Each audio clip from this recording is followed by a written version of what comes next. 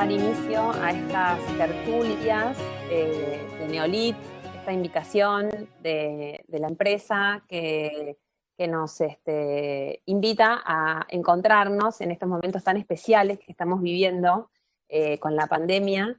Y bueno, a través de la tecnología tenemos esta posibilidad de encontrarnos, colegas, para charlar y para pensar juntos cosas de la vida profesional, de la vida personal y reflexionar juntos y ver si, además de información, podemos ir un poquitito más hacia el conocimiento para que nuestra audiencia sepa quiénes van a estar esta tarde con nosotros compartiendo estas tertulias. Los voy a invitar a todos ustedes a que se presenten. Estamos convocando a 4 profesionales increíbles de la arquitectura. Los voy como a nombrar para que ellos vayan como calentando motores. Estoy hablando de las arquitectas Paula de Vía y Milagros Irastorza, del estudio A de Buenos Aires, Argentina. Estoy hablando del arquitecto Edgardo Minond, también un excelentísimo profesional, arquitecto de un estudio de Buenos Aires, y de Pauli Mona, otro arquitecto también súper destacado de Barcelona. ¿Digo bien, Pau? Sí, Girona, del norte de Cataluña. Bien. Girona, de Cataluña, perfecto, en España. Así que bueno, un placer tenerlos, gracias. Para mí es un lujo poder charlar con ustedes.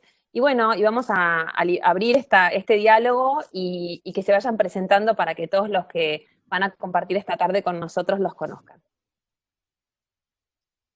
Vamos a empezar por Edgardo. Bueno, ok. Bueno, un poco, la verdad que esto del sistema de video y de la forma de trabajo ahora que ha entrado en nuestras casas, realmente es algo realmente increíble. Yo pensé que me iba a sentir como un poco desubicado, pero la verdad que para nada. Y bueno, estoy en casa, yo vivo con mi señora, que es arquitecta también y socia del estudio, Margarita Descole, así que estamos los dos solos en casa, que tiene 3 niveles, el piso bajo, un primer piso y un segundo piso. Ahora estoy en el piso bajo, pero en el primer nivel tengo un escritorio, tenemos un escritorio grande para ambos, que da un patio con muchísimas cosas y biblioteca. Y en el otro nivel también hay otra oficina. Entonces, yo viajo dentro de casa y hago commuting desde el living a una oficina, después a otra oficina y voy cambiando durante el día. Me encanta. Y en el último nivel tengo una notebook y en la de abajo tengo una computadora, una PC, un ordenador, ya que estamos hablando en España, normal, más grande. O sea que realmente a la mañana me he visto siempre, perfecto, o sea, como si estuviese trabajando en el estudio. Y vivimos en una planta baja, o sea que podemos ver la calle y es muy raro porque la calle está siempre igual, los edificios están en el mismo lugar, los árboles, las hojitas, el viento, el sol, la lluvia, todo, pero no podemos salir. Es muy extraño, la sensación es muy rara. Pero bueno, dicho todo esto, un poco más a lo que hacemos nosotros en el estudio. Es un estudio, digamos, para mí es un poco grande, para algunos será un estudio chiquitito, que depende de cómo cada uno se sienta. Y tenemos un trabajo que es muy diverso, con muy diversas escalas, desde viviendas unifamiliares, digamos, de un diseño contemporáneo, no radical, diría, pero muy relacionado con el entorno, con el cliente, con el lugar, con el paisaje, hasta edificios de escala urbana, digamos, programas públicos, como un centro de convenciones, como un estadio cubierto para shows, oficinas también, y participamos como arquitectos locales de algunas oficinas extranjeras, como fue el caso de la oficina de Foster para la jefatura de gobierno, y ahora unos edificios en Puerto Madero para una desarrolladora que es Consultatio. O sea que el hecho de manejar todas las escalas hace que tenga una visión digamos, del trabajo y de la arquitectura que me complementa una cosa con otra. A mí me sirve mucho para un programa público de escala realmente urbana casi, a hacer proyectos de casas y a su vez al revés. Pues pienso que yo soy el mismo y mi estudio piensa de la misma manera en todos. Y hasta algo que tiene que ver con el arte que me gusta. En una época pintaba, pero ahora desde hace varios años estoy dedicado al land art, o sea, el arte que tiene que ver con el territorio y todo, y es más difícil hacerlo y cuando tengo una oportunidad lo hago. Interesante, Edgardo. Esa ductilidad de tu estudio, como dijiste, me encantó una frase de atravesamos todas las escalas. Seguramente eso te da una riqueza pero también una flexibilidad, ¿no? Porque, bueno, ya vamos a ir indagando por eso. Bueno, ahora se va a presentar nuestra compatriota, la arquitecta Paula Elía. Paula, bueno, contanos. Bueno, ¿cómo les va? Bueno, son tiempos súper revolucionarios, porque como todo el mundo dice, a partir de ahora ya el mundo no será igual, que parece como una frase hecha, pero es realidad, es verdad. Yo siento que todos los días siento como una revolución adentro de mi cuerpo, porque de alguna forma es como que no me encuentro todavía en el espacio y tiempo, ¿no? Parece mentira que yo estuve hace un mes y medio en la Feria de Arte, a mí me encanta el arte, yo pinto, y que eso se convirtió en un lugar acá más para la gente, para hospitalizarla, ¿no?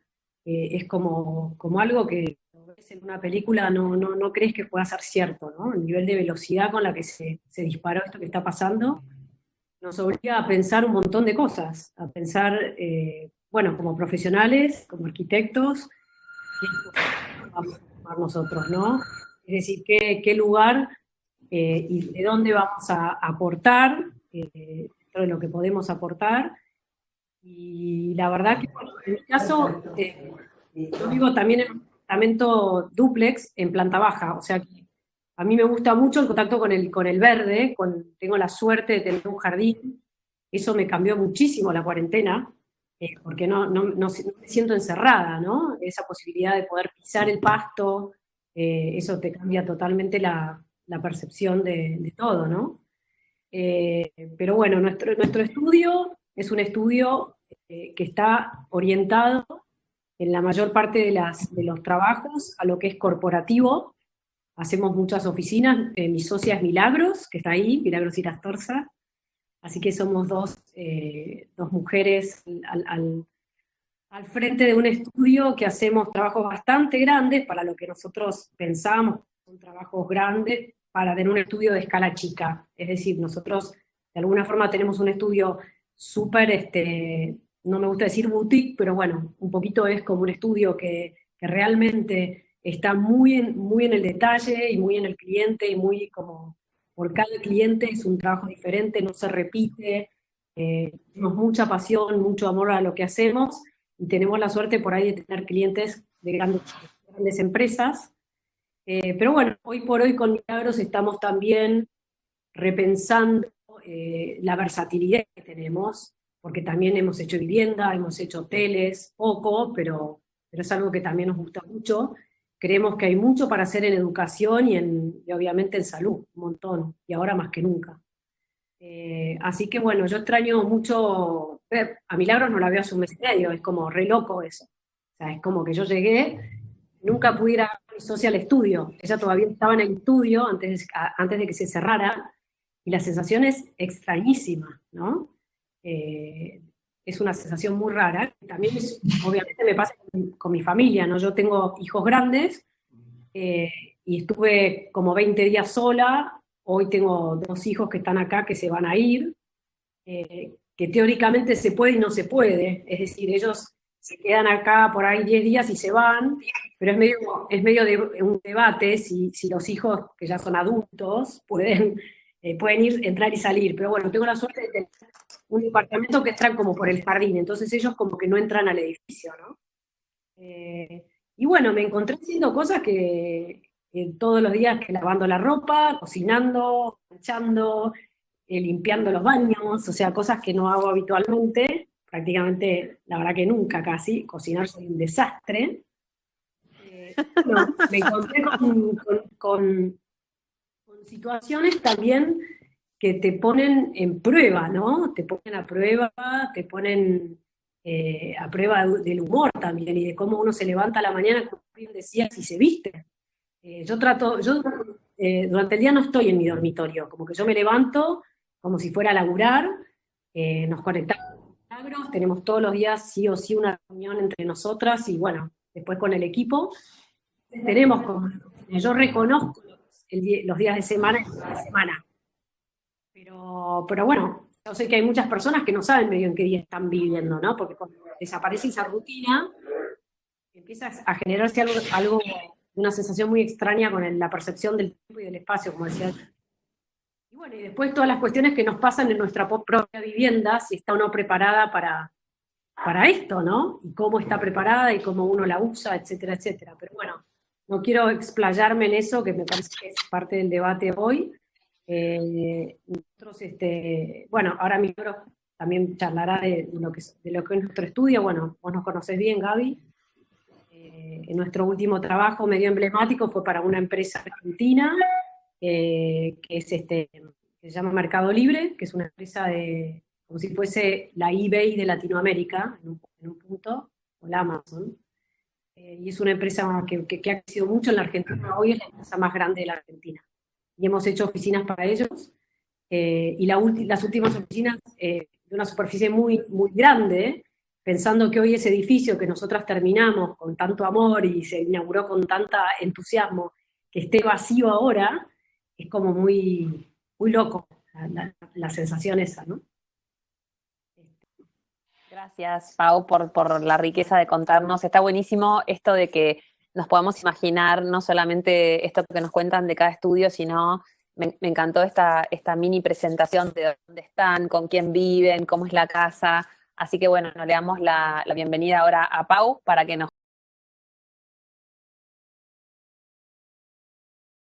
Bueno, muchas gracias primero por la invitación y encantado de estar aquí hablando con vosotros y conocer a Milagros y Paula.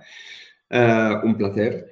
Mira, bueno, empezando hablando del momento, realmente, hay como una cierta sensación entre preocupación y oportunidad. No sé, tengo una gran contradicción, una preocupación porque el momento es preocupante, pero sí que es cierto que notas que la gente se está como planteando muchas cosas, estamos viendo las cosas con mucha más distancia, tenemos mucho más tiempo y es la reflexión, ¿no? En un momento donde los inputs son tan bestias, ¿no? En información, el estar un mes para nosotros, creo que si lo sabemos aprovechar es súper interesante, ¿no?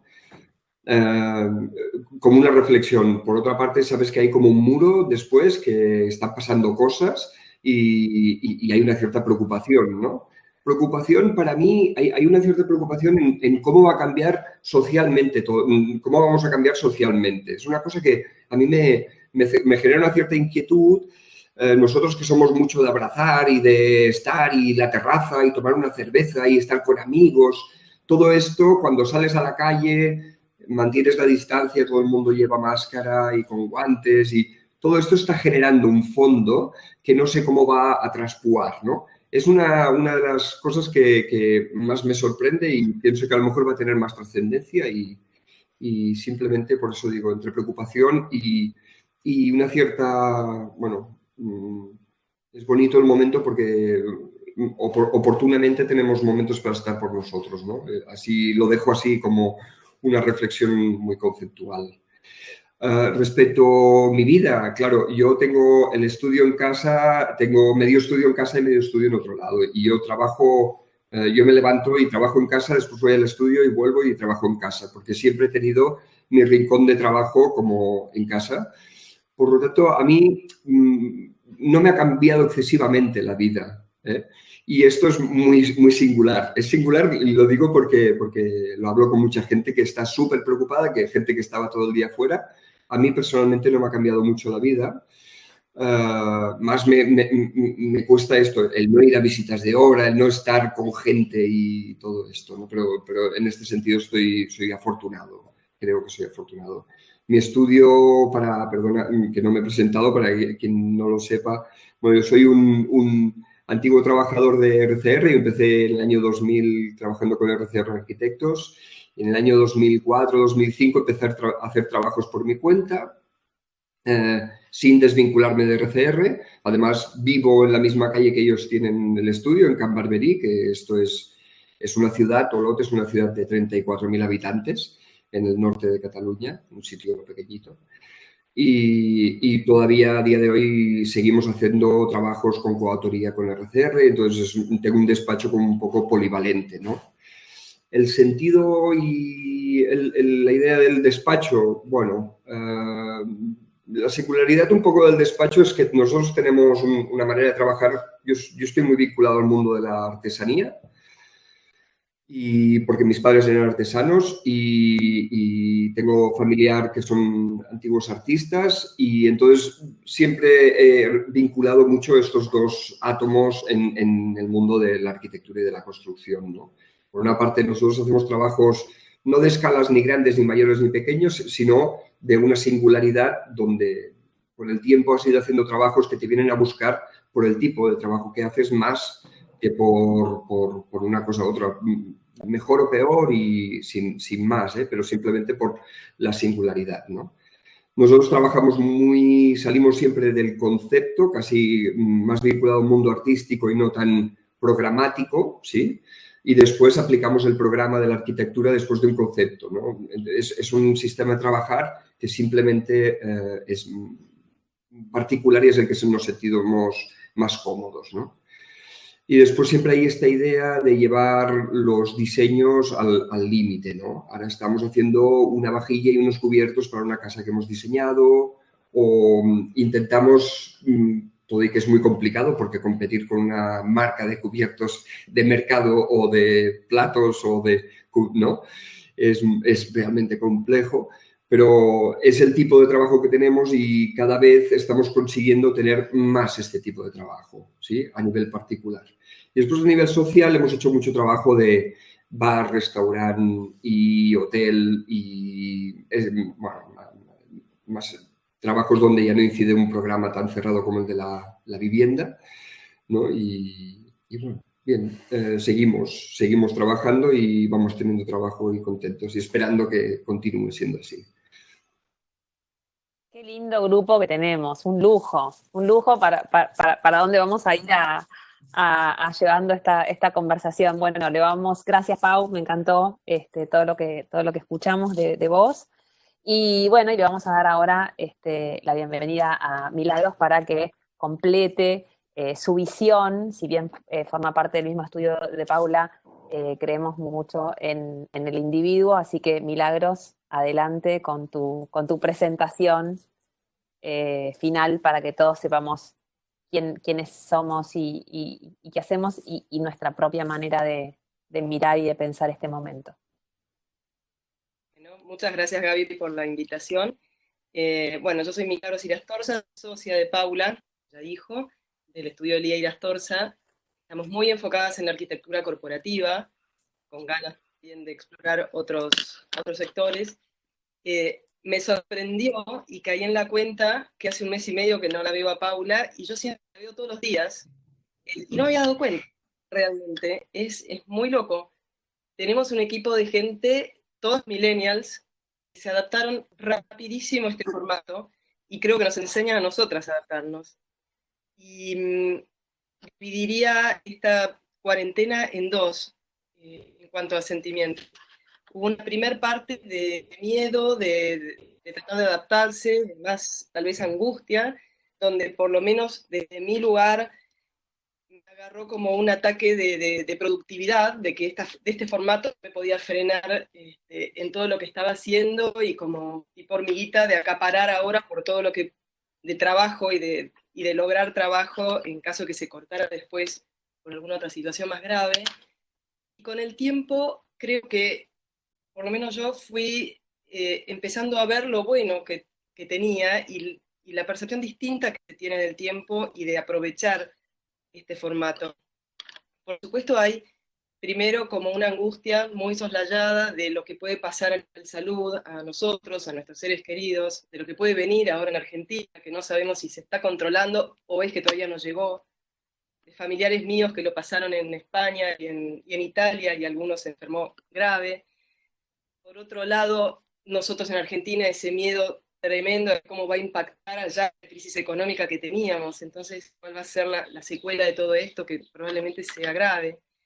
Eso por un lado, pero por otro lado, esta imposición de frenar, de tener todo ese tiempo enorme que teníamos destinado al traslado para nosotros, y una vez que pasó ese acelere, a mí empecé a ver que tenía un tiempo con el que antes no contaba, que me permite, por un lado, dormir una hora más, valorar el sueño, volver a encontrarme con el yoga, tener contacto con mis hijos durante el día, que no lo tenía, porque me iba a la oficina desde temprano, volvía a la noche y no sabía qué pasaba en mi casa durante las horas de sol.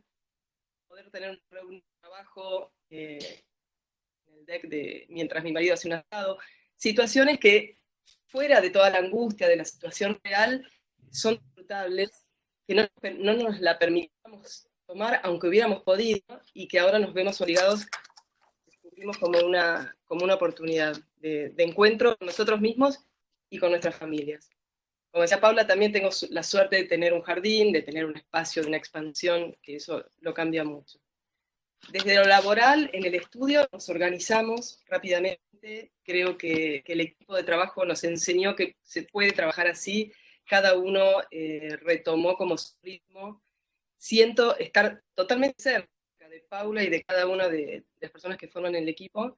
Nos comunicamos un montón, más que nunca, trabajando por objetivos. Con los clientes también, hubo un momento donde los clientes frenaron radicalmente algunas cosas, otros que apostaron a seguir, y con ellos estábamos codo a codo, esperando como el día a día, que es día a día de qué va pasando.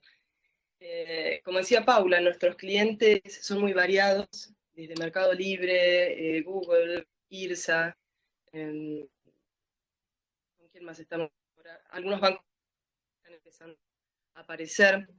Banco de Galicia. Estamos con Galicia. Pero el trabajo siguió.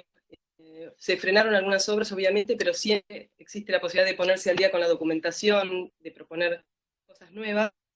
Y lo más interesante de todo es el impacto que esto va a tener en las nuevas formas de trabajo, que yo lo entiendo más que como un cambio, que probablemente traiga cambios, como una aceleración del cambio que ya venía sucediendo.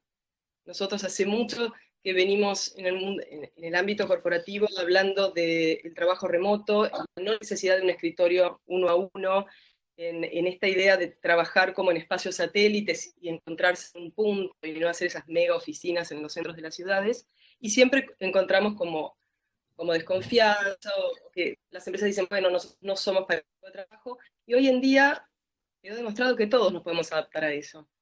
Entonces nos está haciendo pensar un montón y a replantear cómo van a terminar siendo esos espacios de acá en más. Y es muy interesante. Coincido totalmente, gracias Milagros, con todo esto que decís. Bueno, yo estoy como con más ganas de abrir la charla y el diálogo, pero bueno, brevemente voy a decir que me voy a autopresentar, que agradecer a la marca que me haya invitado a coordinar esta charla.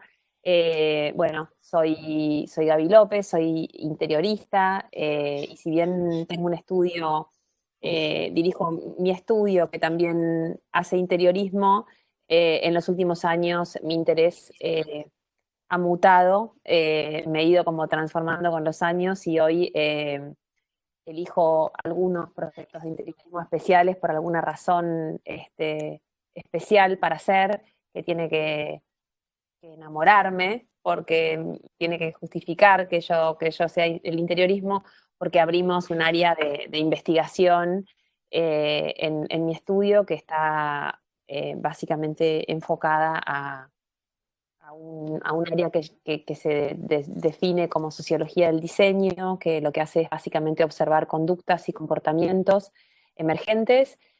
Así que para mí este momento es como muchísima riqueza porque estamos justamente todos en un cambio muy fuerte. Y bueno, y básicamente lo que tenemos es un observatorio que intenta pronosticar tendencias de las personas y tendencias emergentes del mundo que viene. Bajo ese paraguas venimos, bueno, trabajando mucho, abordando muchísimos ejes que hoy, coincido con Milagros, se están acelerando. Eh, Venimos hablando en los últimos años muchísimo de la sustentabilidad, algo que obviamente al principio parecía una moda, pero que en los últimos 5 años creo que gobiernos, países, empresas empezaron a entender con mayor profundidad que esto ya no es una moda y de alguna manera nos lo reclaman las nuevas generaciones. Así que bueno, yendo un poco hacia ese costado, la pregunta que voy a abrir, es interesante la riqueza del trabajo que todos ustedes hacen en tantas escalas y con tantos destinos de función tan diferentes. Eh, bueno, la gran pregunta o la pregunta del millón, que obviamente no es algo que sabemos 100% con seguridad, así que sintámonos libres de filosofar o de teorizar, ¿no? Hipótesis, pero sí la gran pregunta de todos es cómo va a cambiar la arquitectura, qué características sentimos que podría tener, un poco esto que hablaban antes del impacto que decía Paula, que tiene el haber estado en una feria como Arco, que estaba destinada a ser de arte y que hoy se tuvo que transformar en cuestión de semanas en una adaptabilidad para dar respuesta como un hospital, ¿no? Entonces, ustedes se imaginan cada uno en los trabajos que vienen realizando, por ahí Pau en estos restaurantes o bares, Paula y Milagros en estas oficinas corporativas, Edgardo en estos centros, en estos grandes centros para festivales. ¿Se imaginan a futuro a la arquitectura pensándose con mayor adaptabilidad, con mayor flexibilidad, cambiando la normativa para que un mismo edificio o un mismo proyecto tenga la obligatoriedad en su programa de necesidades de pensarse con otra función que, que es en este contexto de una respuesta sanitaria de emergencia muy diferente al programa inicial? Les doy la libertad de pensar un ejemplo cada uno por ahí desde lo que viene haciendo, ¿no? Pero ¿cómo se imagina este nuevo desafío que tenemos por delante y cómo se lo imaginan cambiando o agregando funciones? Puede empezar el que quiera. Yo, la verdad, que escuchando, observando, prestando atención a lo que, digamos, a lo que está pasando, da la sensación, porque también se habla de una próxima pandemia, también se habla de que en China reincidió esta pandemia. Pareciera, ojalá que no, pero pareciera que el mundo va a empezar a reducirse en términos de que la gente va a tener que empezar a hacer grupos muchísimo más chicos y no va a poderse hacer aglomeración de gente, digamos, ¿no? O sea, parece impensable hoy que haya un recital de música, ¿no? Por lo menos por el próximo año. Entonces, todo lo que implica que cada uno va a tener más distancia con el otro, paradójicamente, nosotros que venimos haciendo oficinas en donde cada vez el metro cuadrado se explota lo más posible y donde cada vez justamente la gente tiene menos lugar por metro cuadrado, yo creo que eso va a cambiar y supuestamente va a atentar contra, no sé, contra una empresa para que le rinda, pero va a cambiar mucho la interacción entre las personas. Es decir, no sé, nosotros, como decía Pau, en España y acá en Argentina somos muy afectuosos, nos gusta abrazarnos, nos gusta tocarnos, somos como del contacto. Por ejemplo, a los ingleses supongo que no les debe costar tanto tener 1,5 metros de distancia haciendo una cola en algún lado. Yo cuando lo veo acá me sorprende un montón, ¿no? Entonces, creo que esos comportamientos y el tema sanitario, el tema de higiene, eso va a impactar muchísimo sobre los materiales que nosotros usemos a partir de ahora. Incluso supongo que capaz que hay materiales que van a estar hasta prohibidos, incluso por el tema de lo sanitario.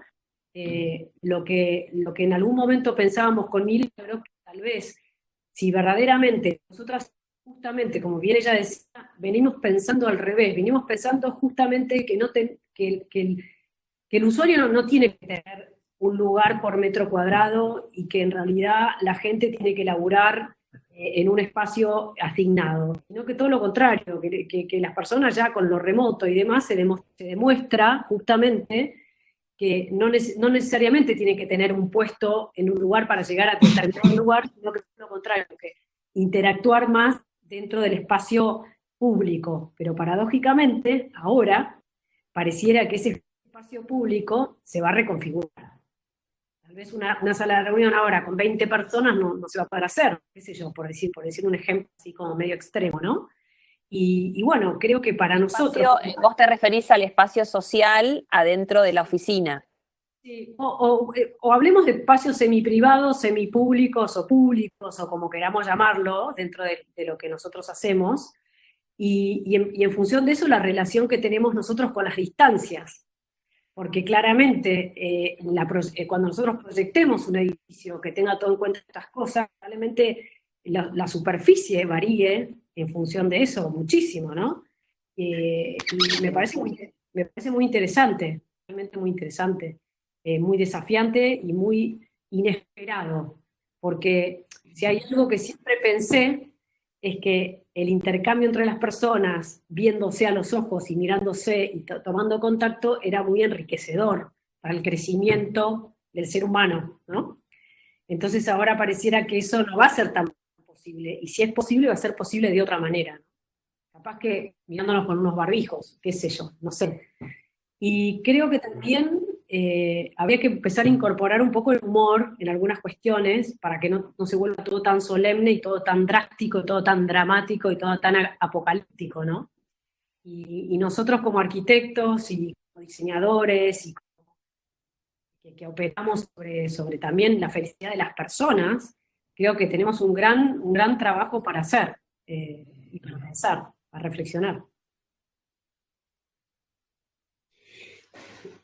Yo, sí, ¿puedo comentar alguna cosa?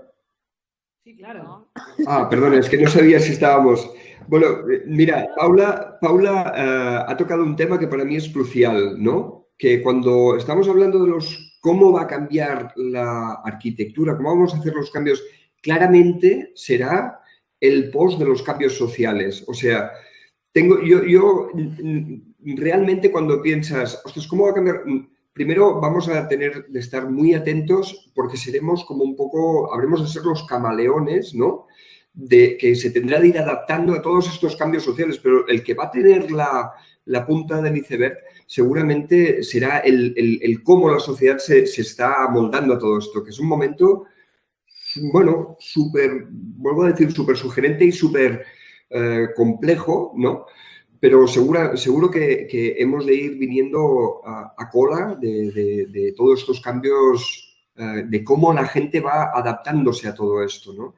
Voy a comentar solamente dos temas. El otro día en el diario salió un artículo de Juli Capella que me pareció un poco desproporcionado. Él planteaba que todo esto sería como un poco dramático, que en las casas nos tendremos de poner una cápsula de desinfección a la entrada, que se van a desaparecer los lofts y los espacios abiertos, todos serán espacios muy sectorizados y tal, igual disparaba una cosa como muy, muy extrema, ¿no? En cierta manera, a lo mejor lo de la desinfección me dio que pensar, ¿no? En adaptar la entrada como un sistema, tal. Lo de los espacios abiertos, cerrar los espacios no lo acabé de entender, igual tenía que ver como que vamos a tener que, el teletrabajo va a ser una cosa mucho más fundamental. Vamos a perder a lo mejor esta idea de las oficinas, ¿no? Como comentabas, Paula, de los elementos de compartir espacios de trabajo. Y esto realmente nos va a costar mucho, porque tanto Argentina como España somos muy de personas, ¿no? Y lo otro que quería comentar, bueno, el último hotel que diseñé, ya estamos planteando todas estas previsiones que no sabemos muy bien cómo serán, pero sí que estamos intentando intuir que la gente a lo mejor querrá comer en la habitación o querrá desayunar en la habitación, ya no bajarán abajo al comedor, ¿sí? Y que a lo mejor el mundo del hotel ya estamos planteando amoldar las habitaciones para que esto sea más posible, para que la gente pueda estar mucho más, ¿eh? Aparte de las distancias que todavía no sabemos muy bien cómo serán y qué acabarán siendo, la preocupación es, y ahora que aquí en Gerona, la Costa Brava, trabaja mucho del turismo, ya hemos perdido Semana Santa, ¿eh? También para mí hay una preocupación importante a nivel de costos de trabajo, ¿no? Claro, exponencialmente vamos a reducir oferta y demanda, ¿no?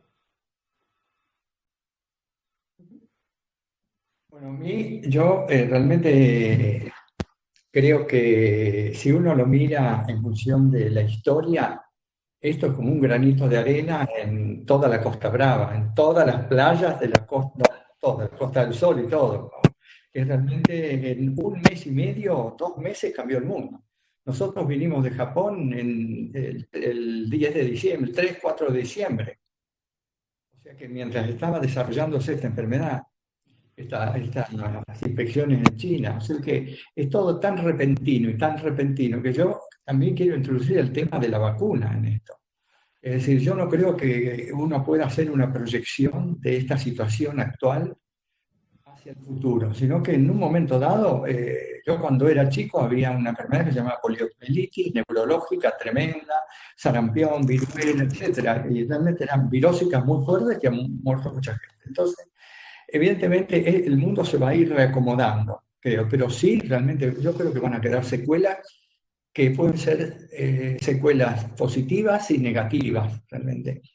Lo que afecta directamente es algo casi físico a que va a producir esos cambios, ¿no?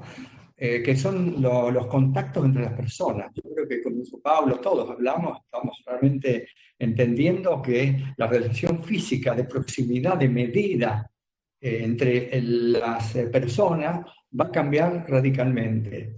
Y eso es muy fuerte. Por ejemplo, nosotros acabamos de terminar un estadio para shows, Movistar Arena, para 15.000 personas, si en el campo están de pie, o 10.000 o 11.000 si están sentadas.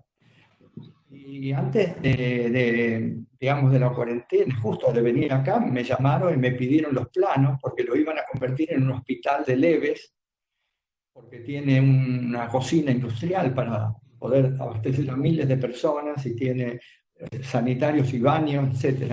Y eso fue como un choque tremendo respecto de lo que yo había hecho, que es algo que tiene que ver también con los sentidos, porque ir a un lugar cerrado, con unos sistemas de sonido espectaculares, donde mucha gente realmente se divierte y se conecta emocionalmente con alguien que está en el escenario, como un espectáculo en cualquiera, o el cine, cualquiera. Eso no sé cómo se va a poder desarrollar, porque yo le veo una especie de arista muy difícil que es la económica, En el sentido de que, algo que hablaba Paula, las oficinas ahora en vez de ser una persona cada 8 metros cuadrados, tal vez piden una persona cada 25 metros cuadrados. Entonces los edificios van a tener una relación de costo por cantidad de personas que lo pueden usar muy difícil de llegar a una ecuación conveniente para los inversores. No así estoy hablando de los programas como públicos que yo había hablado antes, de los lugares de encuentro, donde físicamente tienen que estar todos juntos. Distinto es un espacio abierto, urbano, etcétera. Y me parece que yendo a la escala más de la vivienda y todo, es muy probable que como ahora yo creo que se va a fusionar la forma de trabajo virtual y la presencial. No va a quedar la presencial solo, porque acuerdo con todos que la sensación de estar hablando con alguien, mirarlo a los ojos y mirar la postura que tiene y algunos gestos que realmente acá los estoy viendo a ustedes en una pantalla, pero es todo chato. Si yo me doy vuelta y hago así, los veo igual, exactamente lo mismo en un plano de 2 dimensiones. Lo otro es irreemplazable, entonces se va a ir mezclando una cosa con otra.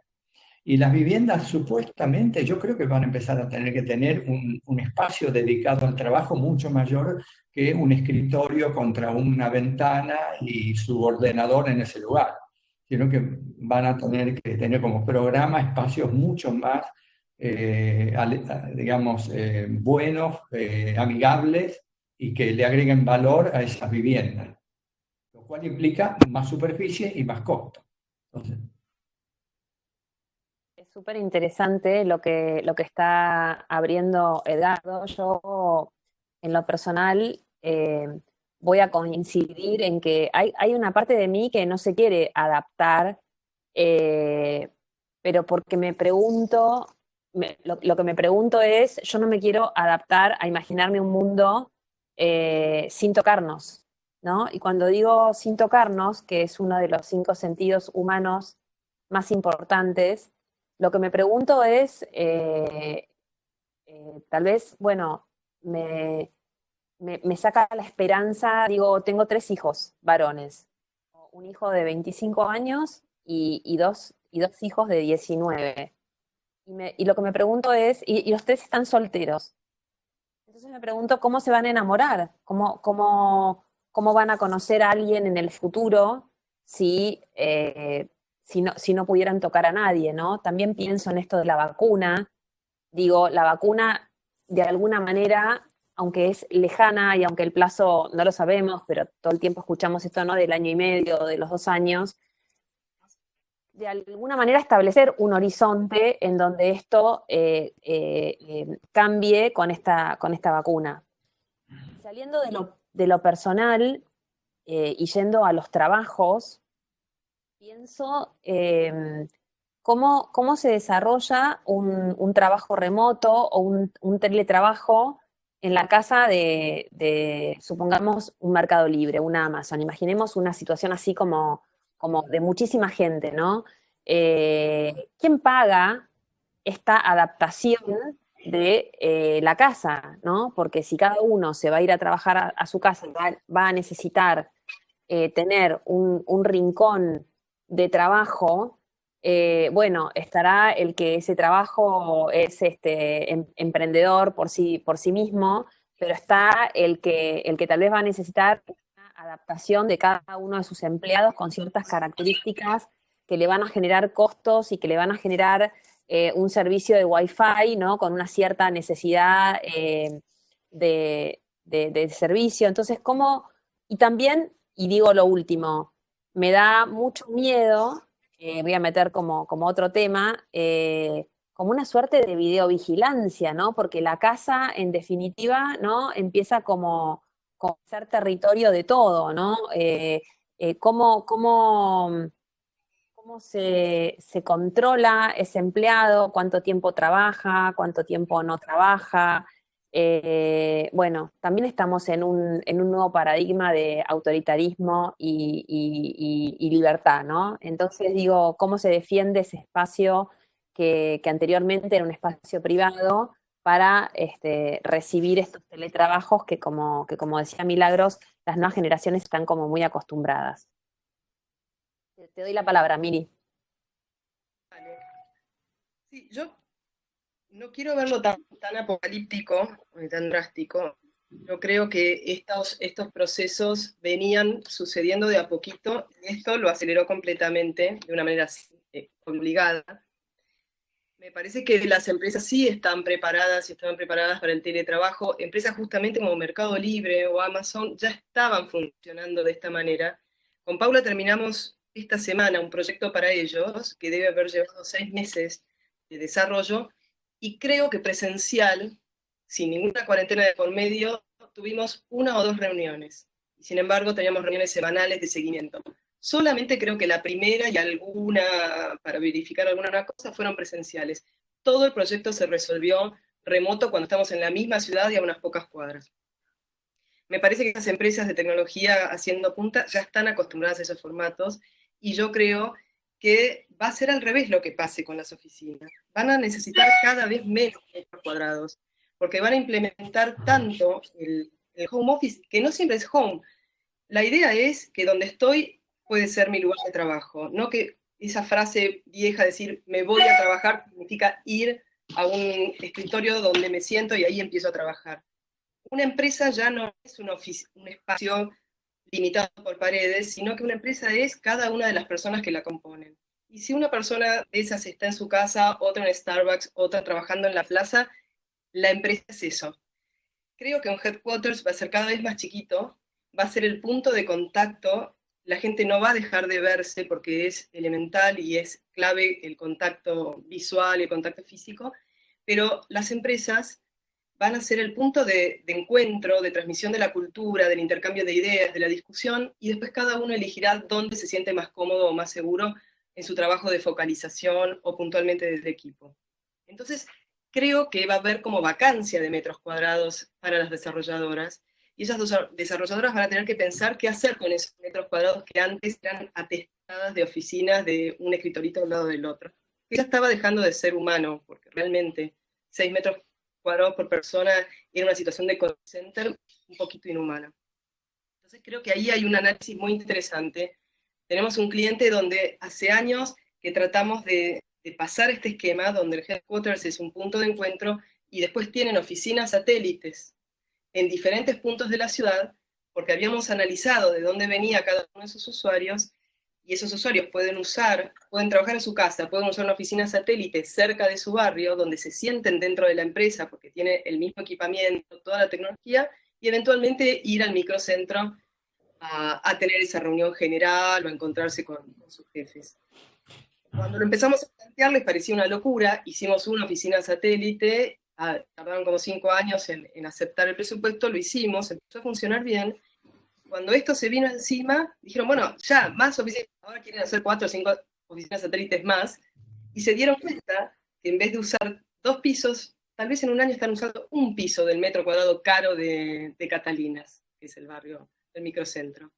Entonces, creo que va a pasar eso, las oficinas van a ser más chicas, van a ser el punto de encuentro social, que todo el tema de salubridad se va a tener tan en cuenta como los de sustentabilidad, y entonces eso va a llevar a diferentes protocolos que hoy nos parecen incómodos y raros, pero después nos vamos a acostumbrar, como sucedió después de las Torres Gemelas, con todos los protocolos y procesos en un aeropuerto. Entonces tal vez poner lavabos para lavarse las manos en todos lados, o salir con barbijo, o mantener cierto distanciamiento, se van a convertir en una situación normal.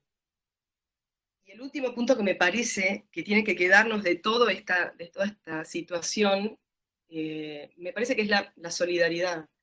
Creo que se ven un montón de ejemplos de gente pensando en el sufrimiento del otro, por más que uno pueda estar en su casa, cómodo, con una situación privilegiada respecto de los más vulnerables.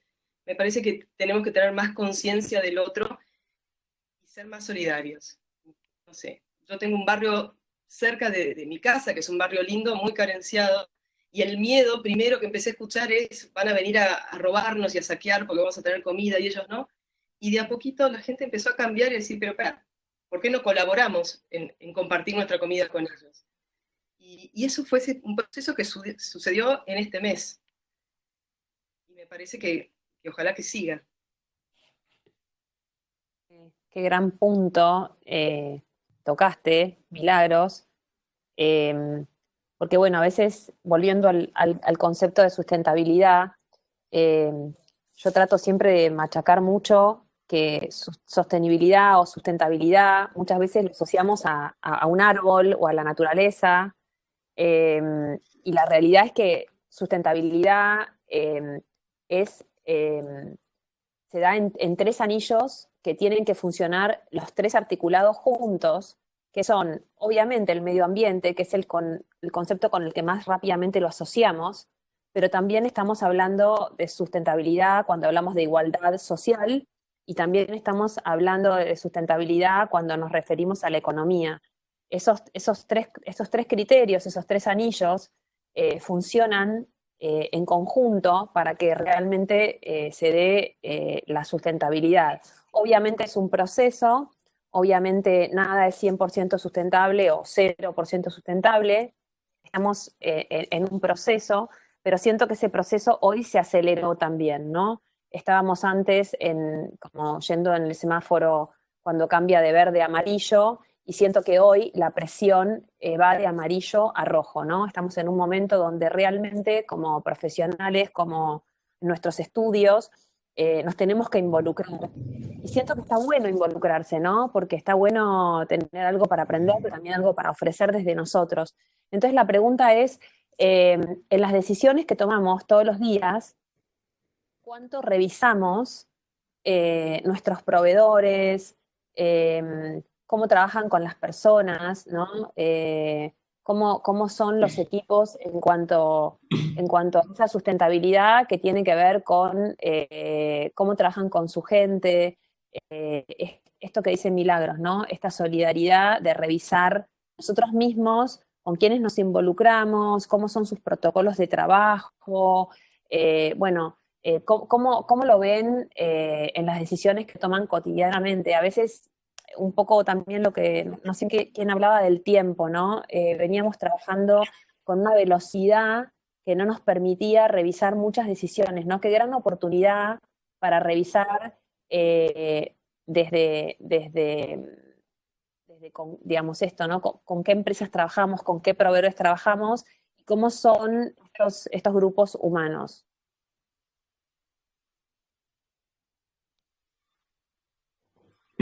Bueno, Yo me quedé un poco enganchada.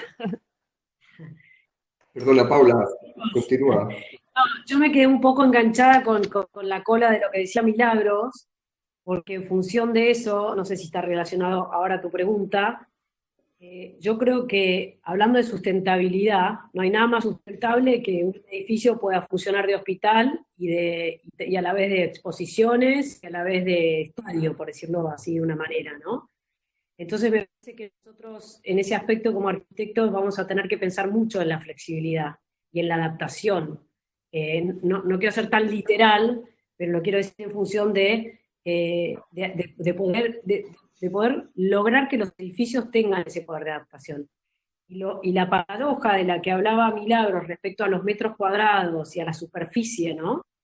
Es que cuando yo hablaba de oficinas satélites, en realidad la sensación que yo tengo es que son como espacios intersticiales, es decir, son como espacios intermedios que en la arquitectura por ahí no tienen un nombre, ¿no?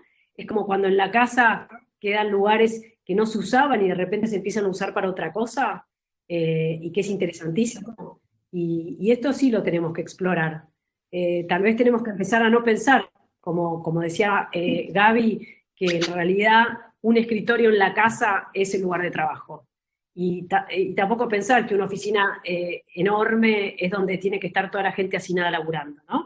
Sino que todo lo contrario, que finalmente el lugar que es grande, contrariamente a lo que es ahora, que es para meter a la gente así por metro cuadrado hacinada, sean los lugares sociales con todas las restricciones que van a tener, ¿no? Yo creo que se abre un gran proceso de escucha ahora, porque yo creo que ustedes, por ejemplo, tienen una oportunidad enorme de que toda la gente les cuente, tal vez en encuestas o en lo que fuere, escuchar a toda esa masa de gente hoy trabajando, escucharlos y aprender de esa experiencia de, bueno, cómo te fue en tu casa, cómo lo viviste, qué cosas te funcionaron, qué cosas no te funcionaron, cómo, ¿no? El equipamiento, o sea, digo, hay un momento en donde nosotros también es como súper interesante abrir y escuchar, ¿no? Escuchar qué viene de afuera, ¿no? Hacia adentro, cada uno por ahí en sus líneas laborales, en un restaurante, o como decía Edgardo, en este centro de convenciones, o Pau. El otro día vi una foto de un restaurante que tenía arriba de la mesa una estructura de vidrio, toda con divisiones, para que la gente se pudiera sentar en la mesa a comer, y nada, lo asocié inmediatamente con esas películas de la cárcel, cuando uno, viste, va a visitar al que está preso y tiene como ese muro divisor, ¿no? Y entonces esa protección, y digo, todos estos espacios recreativos, ¿no? Ahora saliendo del tema oficinas, estos espacios recreativos, ¿no? Los festivales, o bueno, yendo por ahí, esta cuestión que tenemos los latinos, los hispanoparlantes, ¿no? Esta necesidad de encontrarnos a una cerveza o a lo que fuere, eh, bueno, cómo cambiarán, capaz que también, ¿no? Como espaciarse, como generar espacios, no sé, ¿cómo lo ves, Pau? Bo- Bueno, curioso. Yo quería comentar dos cosas que mientras ibais hablando iba como planteando, claro, Entiendo.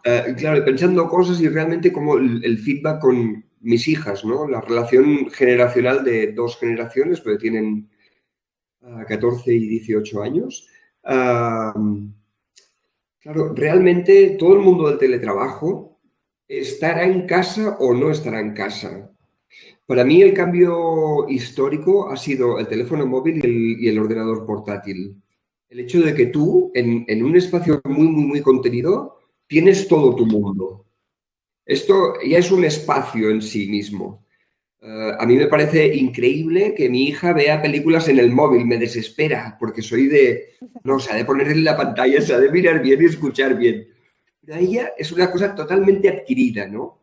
Vinculado a todo este mundo de cómo están, a ellas ya se le está adaptando mucho la vida con este microorganismo digital que realmente han nacido con ellas. Nosotros, y seguramente estaremos de acuerdo que todos, nos hemos ido adaptando, nos lo hemos encontrado por el camino, pero es que ellas ya nacen con esto.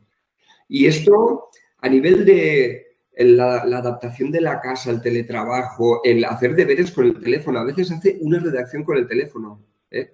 Que me parece sorprendente, pero lo hace. Y a ella no le sorprende, no es nada. Pero nosotros todavía tenemos que para enviar el mail conectaremos el computador y lo escribiremos con el teclado, ¿no? Y creo que hay algo que nos está empujando que va a ser como más fácil, ¿eh?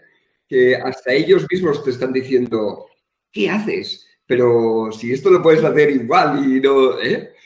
Pero nosotros somos los que hemos ido adaptando todo un sistema. Yo todavía tengo la mesa de dibujo porque me encanta dibujar a mano, ¿sí? Eh, y casi que es un ejercicio de dejar el mundo digital porque la línea tiene un valor muy diferente a la línea digital, ¿eh? Eh, pero es arcaico, es totalmente arcaico. Hay gente que me dice que, y le puedo dar la teoría que quieras, ¿no? Que es la hostia, que no hay hundo, pero tú piensas mucho la línea. Sí, sí, perfecto, pero tú no sabes lo fácil que es el mundo digital y sobre todo esto, que no sé si Milagros decía que tenemos la mayoría de personas del despacho son millennials, ¿no? Y nos están empujando mucho, ¿no? Porque ellos ya lo llevan en la mochila. Es súper curioso. ¿Cómo te imaginas esa mezcla de estas nuevas generaciones, como vos decís, con la tecnología, que son nativos digitales, los millennials, los Z, todos, y que lo viven como con mucha más naturalidad que todos nosotros?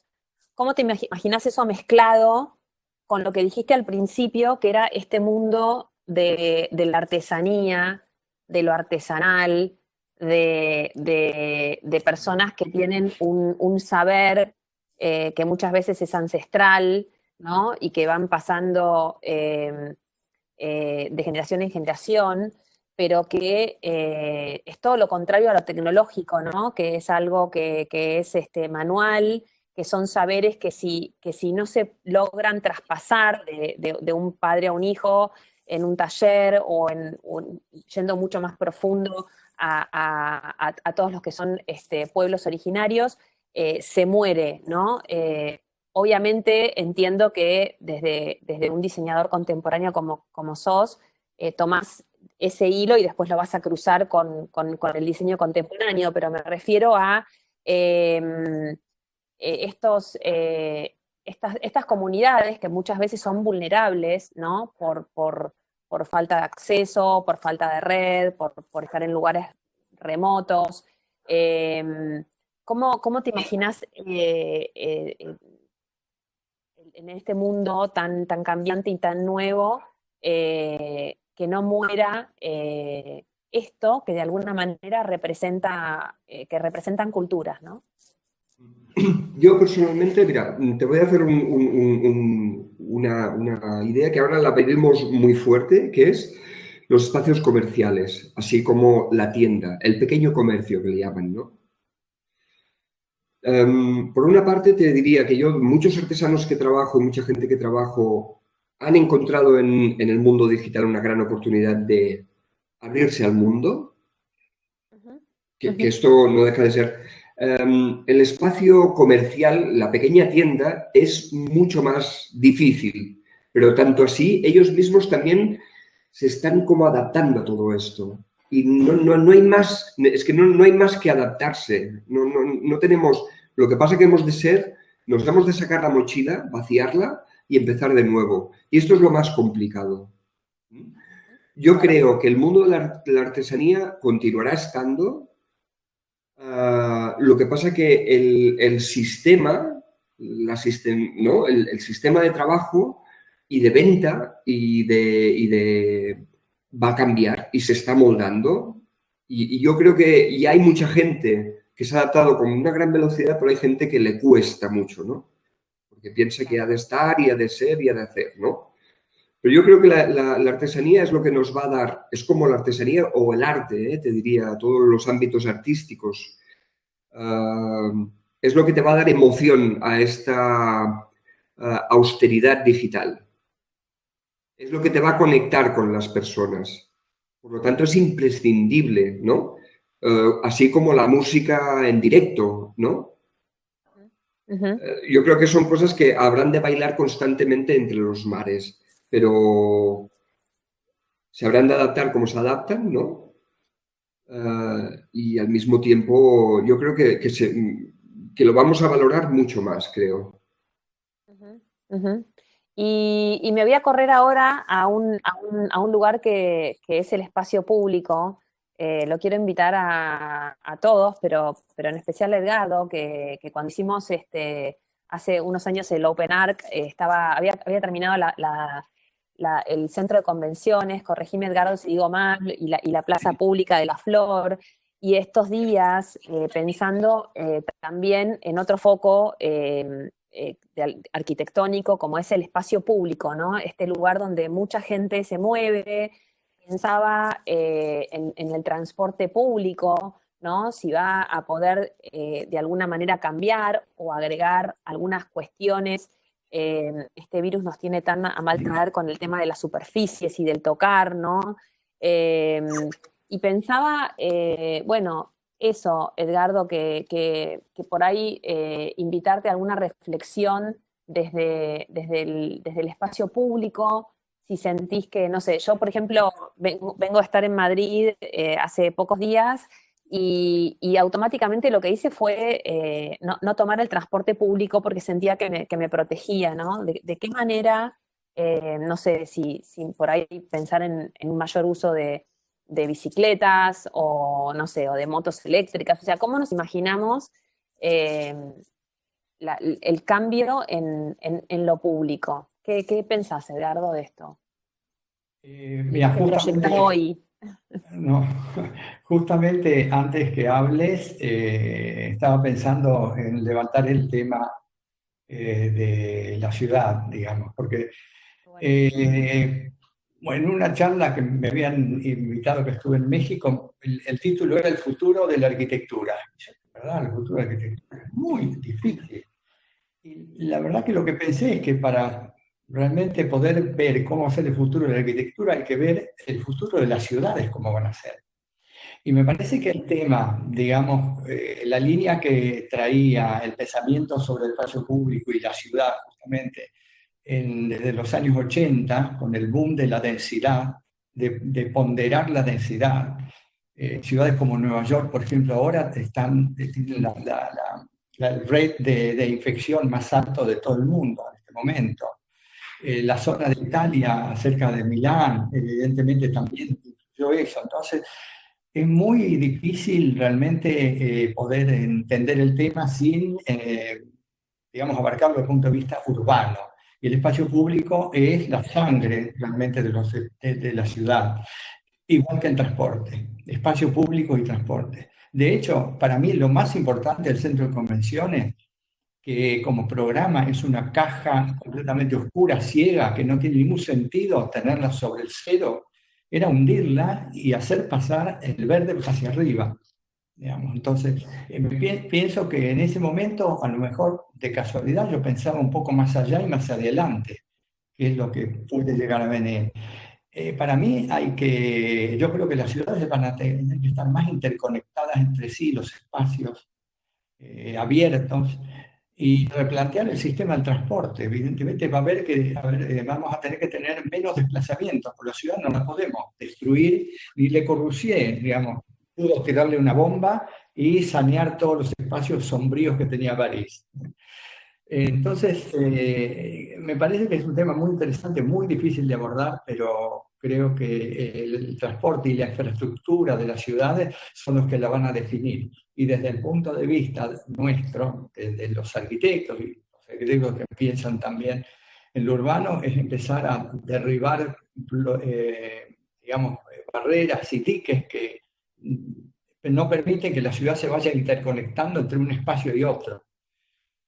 Hay ciudades europeas que ya desde hace muchísimos años, por ejemplo Verona, es un ejemplo, que todos los espacios públicos se van conectando entre sí. Hay un circuito de uso peatonal sin el auto, es realmente increíble como ejemplo. Entonces yo creo que Buenos Aires me parece que va a tener que humanizarse un poco más respecto del transporte en ese sentido. También había escuchado que en París ahora están pensando en hacer Champs-Élysées con un carril para autos y el resto para bicicletas. Y me parece que el tema de la densidad del uso del transporte tiene mucho que ver y va a cambiar en ese sentido. Y también el transporte, todo lo que pasó ahora tuvo muchísimo que ver con los aviones, con la comunicación aérea. La verdad, si uno se fijaba hay una aplicación que se llama Flight Radar para los celulares o las notebooks que se muestra todos los aviones al mismo tiempo que están volando en el mundo. Y antes de la pandemia era increíble la comunicación que había. Era como realmente una sola ciudad del mundo. Entonces, eso yo creo que va a haber que replantearse, pero no tengo idea cómo va a desarrollar el futuro, pero es un tema. Sí, tal vez, bueno, un poco en línea con lo que decían las chicas, esta cuestión de descentralización, ¿no? De como de ir generando por ahí grupos o centros más pequeños. Bueno, me pasaría horas hablando con ustedes, pero no tenemos horas, así que lo que pensamos para ir como cerrando, obviamente cada uno aporte lo que le haya quedado por decir, sería que cada uno exprese o diga qué es lo primero que tiene como en el tintero y que va a querer hacer cuando esta pandemia termine o cuando nos permitan en cada uno de los países nos levanten, ¿no? La jaula, la puerta y nos digan, bueno, podés salir. ¿Qué es lo primero o las 2 o 3 cosas que tienen muchas ganas de hacer cuando la pandemia termine? Yo ya sé, primero, mis hijos, y tengo 2 nietitos divinos, uno de 2 años y medio y otra de casi 2 meses y medio.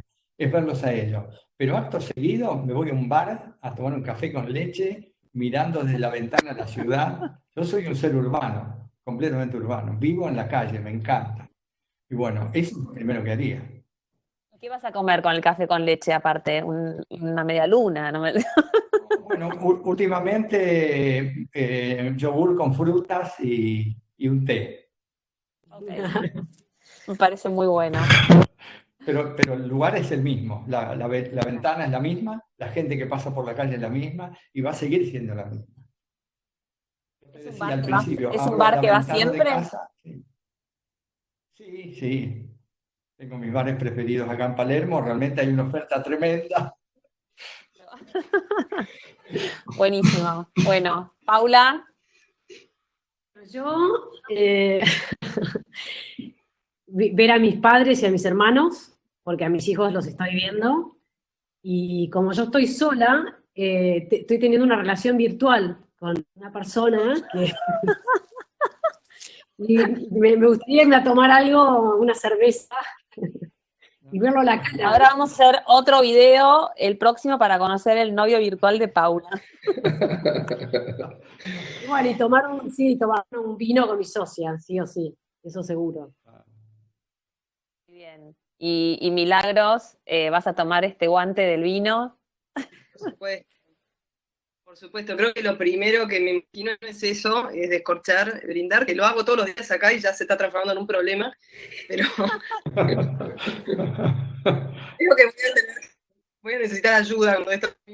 Pero sí, me imagino brindando con Paula y con nuestro equipo, y también desde la familiar me imagino Ariaga, que es el pueblo de donde es mi familia y están mis padres, y comernos un terrible cordero en el campo también, brindando.